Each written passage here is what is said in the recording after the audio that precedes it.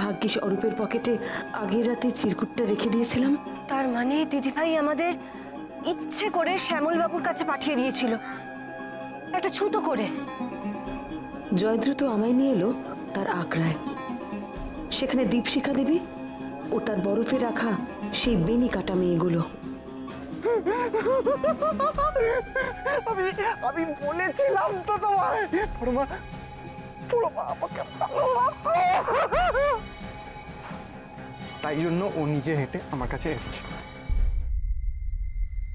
এই মেয়েগুলো আর যাদেরকে আমি রাস্তায় ছেড়ে এসেছিলাম,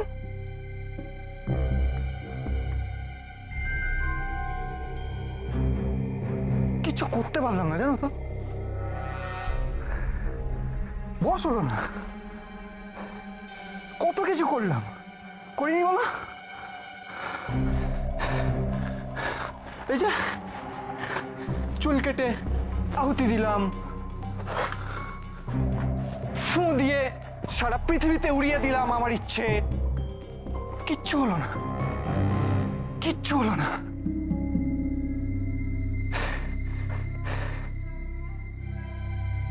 কেউ ভালোবাসলো না আমায়, কেউ না। আমি কি করব? আমি তো বাধ্য, তাই জন্য বাধ্য হয়ে আমাকে ওদেরকে নিজের কাছে আনতে হয়েছে। বাধ্য হয়ে। আমি কি করবো? এর থেকে বেশি আমি কি করতে পারি?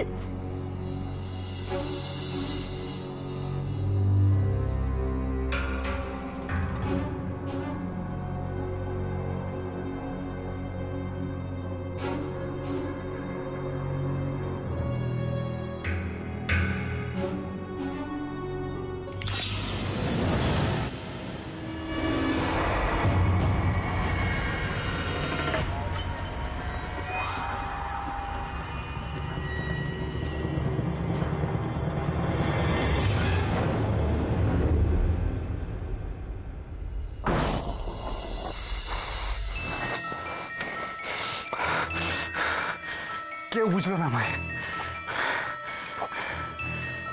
এদের প্রত্যেকটা কেউ বোঝেনি আমায়। আর তাই জন্য আমি এদের রাস্তা থেকে তুলে এনেছি বাধ্য হয়ে। আমি কি করব? আমি তো চেয়েছিলাম ওরা নিজে থেকে আসুক, নাইলে আমি কি করব? আমাকে তো বাধ্য হয়ে তুলে আনতেই হবে। কেউ ভালোবাসলো না, অবুঝ সব, ওরা সব অবুঝ।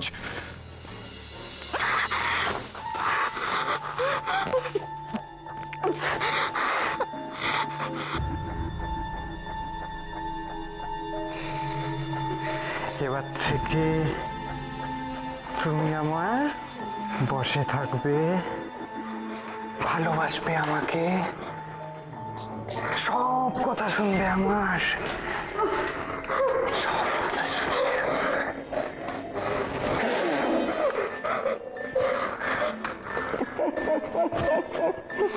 বলো বলো, তুমি আমাকে ভালোবাসবে? বলো, সব কথা শুনবে, বসে থাকবে আমার, বলো বলো বলো।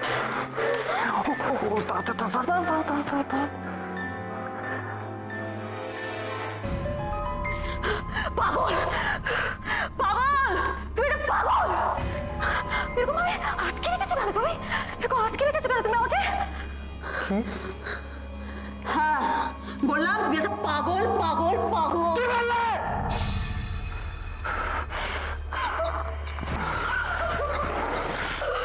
No!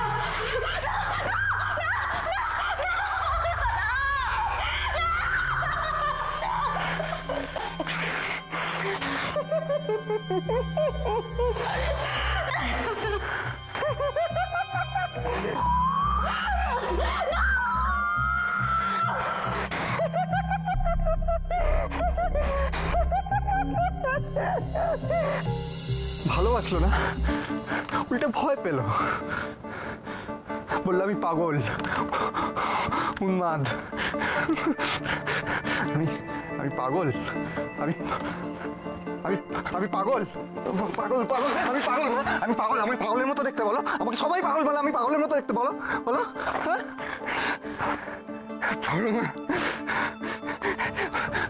না, পরমা কিন্তু রাখুন না, পরমা সবার থেকে আলাদা। এসো এসো এসো, দেখবে এসো, দেখবে এসো, আরে কাছ থেকে দেখবে এসো, এসো এসো এসো না, এসো এসো এসো এসো এসো, এখান থেকে দাঁড়াও, এখান থেকে দেখো, পরমাকে দেখো, পরমা ভীষণ ভালো মেয়ে, একদম আলাদা, একদম খুব ভালো মেয়ে। আর জানো আমি ওকে না আমি পোস্ট করেছি।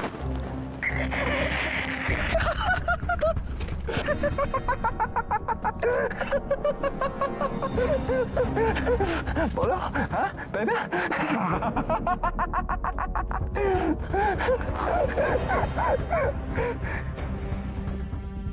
মাঝরাতে দুটো বউ বেরিয়ে গেল, বাড়ি ফেরার নাম গন্ধ নেই। এদিকে একজন হয়েছে দেখেও দেখে না, শুনেও শোনো না, কোনো হুঁশ নেই। কিছু বললে? না না না, কিচ্ছু বলিনি। তুমি খবরের কাগজ পড়ছো তো, পড়ো পড়ো।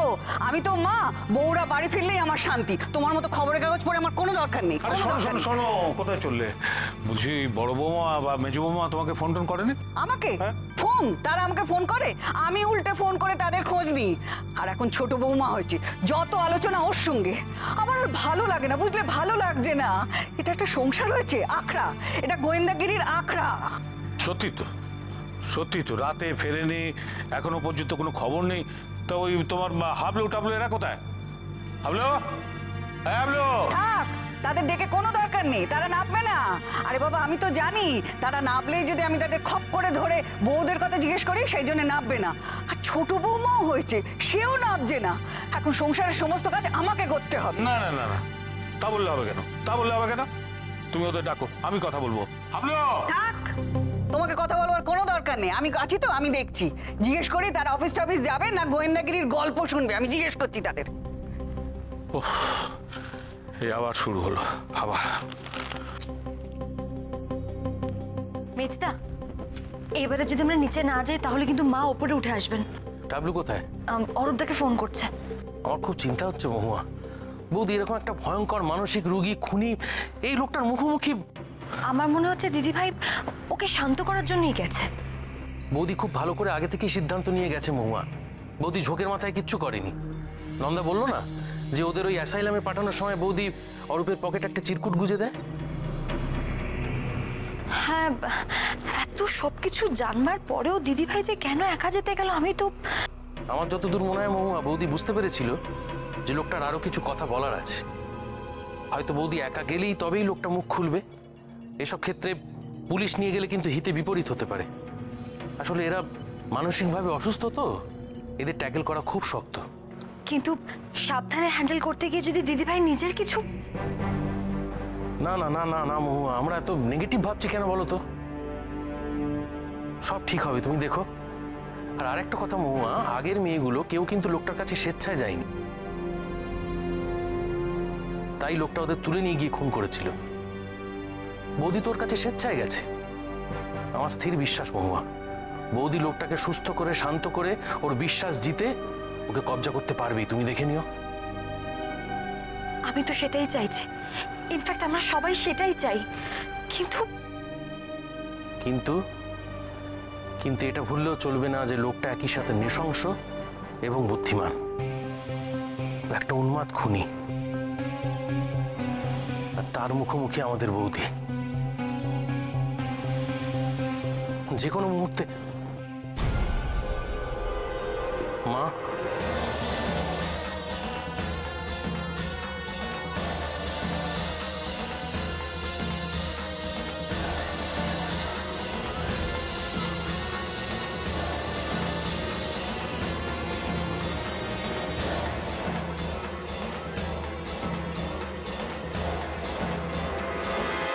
এই তুমি মা, তুমি বসো, দাঁড়াও।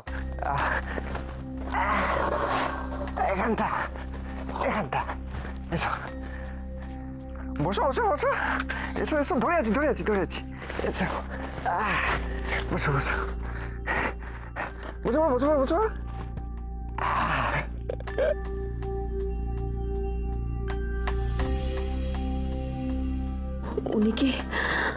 উনি কি আমাকে চিনতে পেরেছেন? আমাকে আমাকে খুব মাথা ঠান্ডা রেখে এই বিপদ থেকে উদ্ধার পেতে হবে। উনি যদি আমাকে চিনতে পারেন তাহলে কি ওনার কোনো সাহায্য আমি পাবো? এখন তো আর কোনো উপায় নেই নিজেকে বাঁচানোর। কি করি এখন? এদিকে দেখো, ভালো লাগছে না? আচ্ছা, আমি ওকে প্রথমে কি করে চিনলাম বলো তো?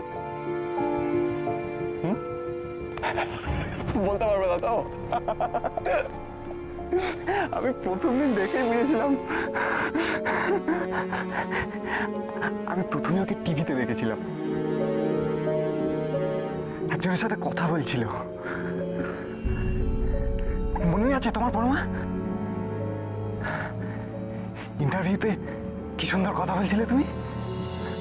তাহলে আপনি বলছেন গৃহবধূদের বুদ্ধি বেশি হয়?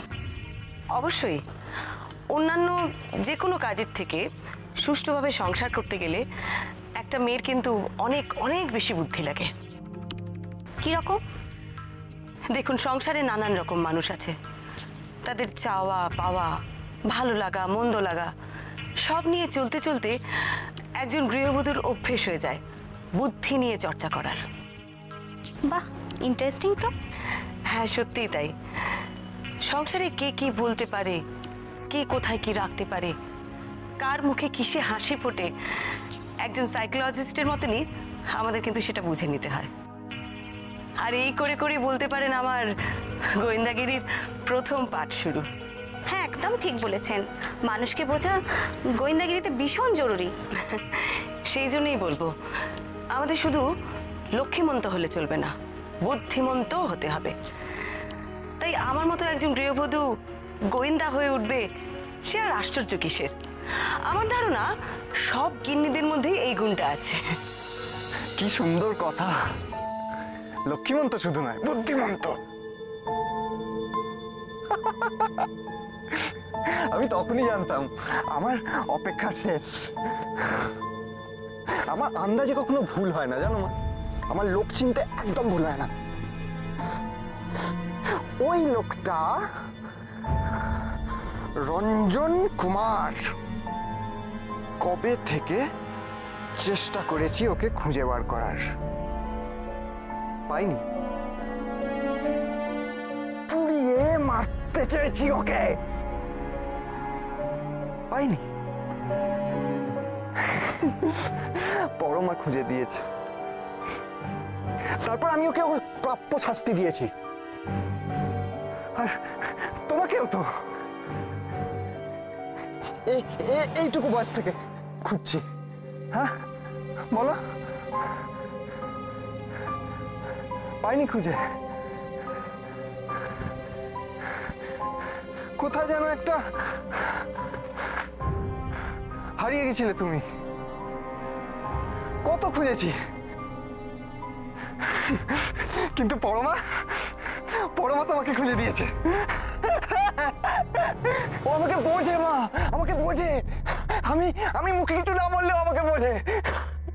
বুদ্ধিমন্ত পরমা, বুদ্ধিমন্ত। আর ও আমার সব স্বপ্ন পূর্ণ করেছে, সব। শোনো না, এবার থেকে না পরমা, তুমি আর আমরা তিনজনে একসাথে থাকবো। হ্যাঁ, আমরা তিনজনে একসাথে থাকবো, তোমার কোনো কষ্ট হবে না। দেখো, ভালো হবে, তাই না বলো? হ্যাঁ, খুব ভালো হবে। হ্যাঁ বলো মা। হ্যাঁ, আমরা একসাথে থাকবো, খুব ভালো হবে। কি বলে চলেছে তখন থেকে জয়দ্রত? কি বলে চলেছে? হে ভগবান, আমার আর মাথা কাজ করছে না। ঠান্ডায় জমে যাচ্ছি, হাত পা অবশ হয়ে যাচ্ছে। না না না, আমাকে শক্ত হতে হবে, শক্ত হতে হবে আমাকে। সুযোগ চাই, একটা সুযোগ চাই আমার। যে করে হোক আমাকে বুঝতেই হবে এই জায়গাটা কোথায়। একটা হিন্ট পাঠাতে হবে অরূপদের কাছে, কিন্তু কি করে পাঠাবো? উফ, কি করে পাঠাবো? মোবাইলটাও তো নেই। অরূপ কি আমার চিরকুটটা পেয়েছে? কি জানি পেয়েছে কিনা।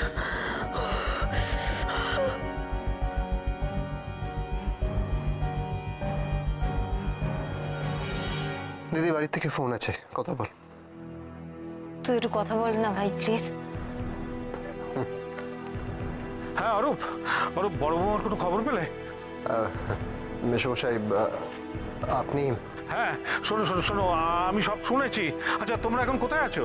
হ্যাঁ, আরে বড় বৌমাকে উদ্ধারের কোনো ব্যবস্থা করতে পেরেছো? ওর কোনো ক্ষতি হবে না তো? মেশমশাই আপনি চিন্তা করবেন না, আমরা পুলিশ ডিপার্টমেন্ট থেকে যথাসাধ্য চেষ্টা করছি বৌমনিকে জয়দ্রুত ডেরার থেকে উদ্ধার করতে। বৌমনির কিচ্ছু হবে না। হ্যাঁ, তো তোমরা কি জানতে পেরেছো যে সে কোথায় আছে?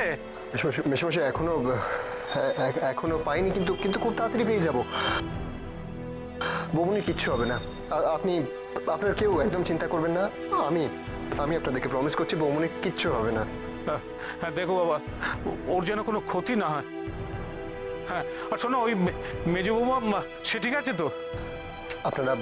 আপনারা প্লিজ সবাই একটু শান্ত হন, এত প্যানিক করবেন না। দিদি আমার সাথেই আছে। মেশমশাই আমি এখন একটু রাখছি, আমরা এক্ষুনি বেরোবো। আচ্ছা ঠিক আছে। ও হ্যাঁ শোনো, বড় বৌমার কোনো খবর পেলে সঙ্গে সঙ্গে কিন্তু বাড়িতে জানাবে। তোমার মাসিমা খুব চিন্তায় আছে, আচ্ছা ঠিক আছে রাখছি। কি গো, কোনো খোঁজ পেয়েছে? না, ওরা তো চেষ্টা করছে কিন্তু এখনো কোনো খোঁজ পাইনি। এখনো খোঁজ পাইনি? আমার আর ভালো লাগে না। শোনো, আমার আর ভালো লাগে না, আমার সত্যি ভালো লাগে না। কবে যে খোঁজ পাবে, কিছু হবে তো কে জানে। স্যার এটা দেখবেন। এটা কি স্যার? এটা কন্ট্রোল রুম থেকে পেলাম। এটা কর্পোরেশন থেকে পাওয়া রেজিস্টার বরফ কলের একটা লিস্ট করে দিয়েছে। এই লিস্টে যেই নামগুলো আছে স্যার, এগুলো নেটে আমরা পাইনি স্যার।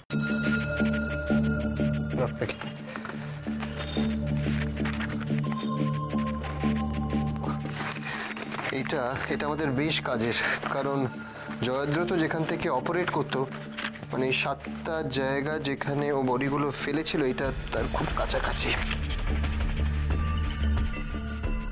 আচ্ছা ভাস্কর, যেখানে টিমগুলো পাঠিয়েছো সেখান থেকে কোনো রেসপন্স পেলে? হ্যাঁ স্যার, খবর এসছে। ওরা সন্দেহজনক এখনো পর্যন্ত কোনো খবর পাইনি। ওকে।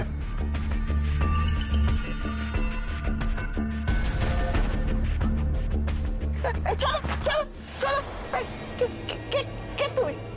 কে তুমি? মা? তুই তো সবাইকে খুঁজে দিতে পারো। দেখো, সবাইকে খুঁজে দিতে পারো। জানো তো, আমার না সব হারিয়ে গেছে। আমার ছেলে, আমার স্বামী, আমি খুঁজে পাচ্ছি না। এই তো তোমার ছেলে। এই চিনতে পারছো না? এই তো তোমার ছেলে আমি। ওবে বলো না। তুই খুঁজে দে। দেবে তো। কি পাগলামো করছো? এই তো দেখো আমায় দেখো। এই তো তোমার ছেলে আমি। দেখো আমার ছেলে বলছে। আমার ছেলে তো এইটুকু। আরে আমি সেই তোমার ছেলে। না, আমার ছেলে পরমা, তুমি তো জানো। তুমি বলো মাকে, বলো আমি মায়ের ছেলে। বলো। হ্যাঁ বলো মাকে, বলো। হ্যাঁ ও দাঁড়াও। বলো মাকে, বলো। এক্ষুনি আমাকে কিছু করতে হবে, না হলে ও আমাকে শেষ করে দেবে। আমার বুদ্ধির জন্যে ও আমার কাছে এসেছে। সেই বুদ্ধি করেই ওকে আমাকে আটকাতে হবে, যে করে হোক আটকাতেই হবে। না না,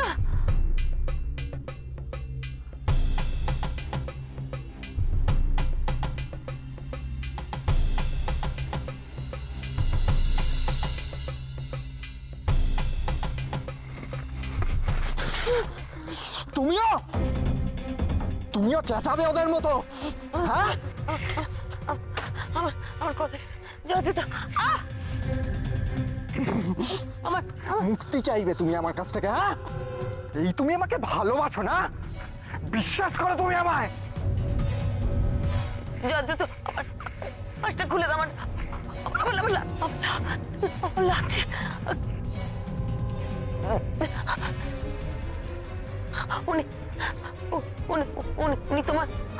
উনি তোমার মা নন। চুপ, মিথ্যা বলছো তুমি। আমার কথাটা শোনো তুমি। সত্যিটা কি? বলছি, আমি তোমার আমি তোমার ভুল ভাঙাতে চাইছি। যত উনি তোমার মা নন।